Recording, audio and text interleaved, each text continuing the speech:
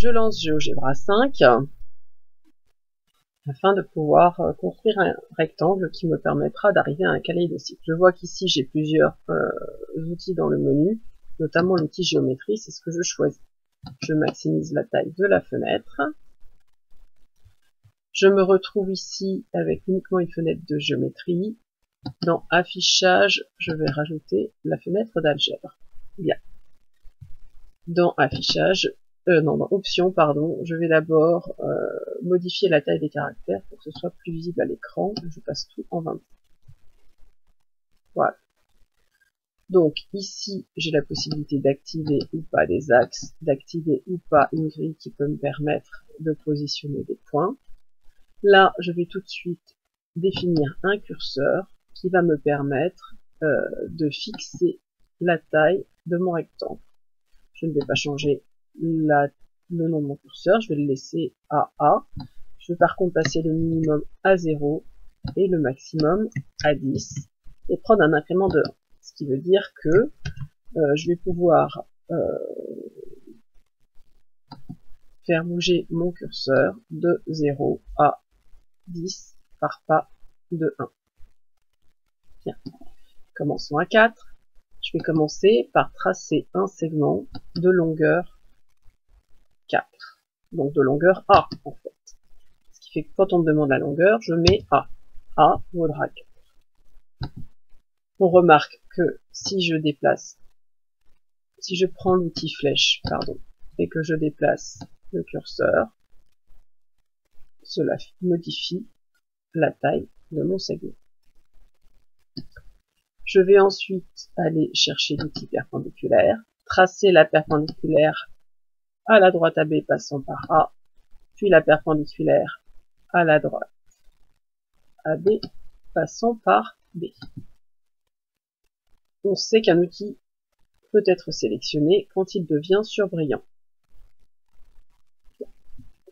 Maintenant, je voudrais que la longueur de mon rectangle soit le double de la largeur. Donc si AB mesure la longueur A, la longueur BC devra mesurer 2A. Quand on reporte une longueur à la main, on le fait avec un compas. Ici, on va le faire avec l'outil cercle centre rayon.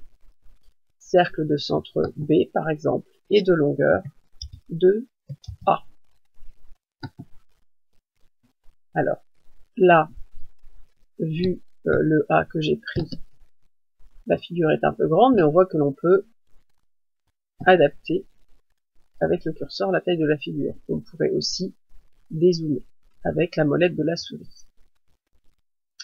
Je vais donc dans les outils points chercher l'outil intersection, placer le point C à l'intersection du cercle et de la droite. Je vais maintenant chercher l'outil parallèle et je vais faire la parallèle à AB passant par le point C. Je reprends l'outil intersection pour créer le point D. Je peux ensuite, avec l'outil flèche, déplacer mon rectangle, faire pivoter ma figure, et je le vois que je ne peux bouger ni le point C ni le point D puisqu'ils sont liés au point A et B. Le point A est complètement libre, il peut être déplacé n'importe où sur la figure. Le point B est semi-libre, puisqu'il est quand même lié au point A à cause de la longueur du segment AB, décidé au départ. Je peux maintenant aller cacher le cercle, qui est classé dans les coniques. Je peux éventuellement aussi cacher les droites.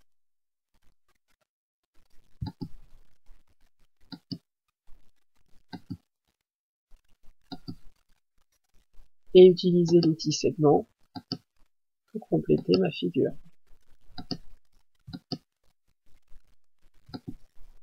Je vois là qu'à chaque fois que je crée un objet, son nom apparaît. Dans les options, je peux choisir, au niveau d'étiquetage, que seuls les nouveaux points soient nommés. Si je trace un segment maintenant, son nom ne sera pas affiché. En cliquant droit sur n'importe quel objet avec l'outil flèche, je peux faire décocher afficher l'étiquette pour faire disparaître le nom. Si c'est pour tous les segments, je peux directement aller sur segments, les faire apparaître tous ou les faire disparaître tous. Traçons maintenant les diagonales de mon rectangle.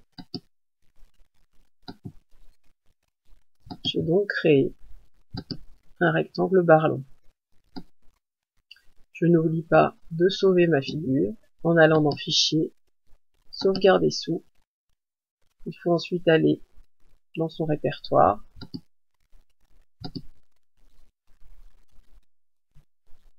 Donc là, je vais le mettre sur le bureau et l'appeler kaléidocicle.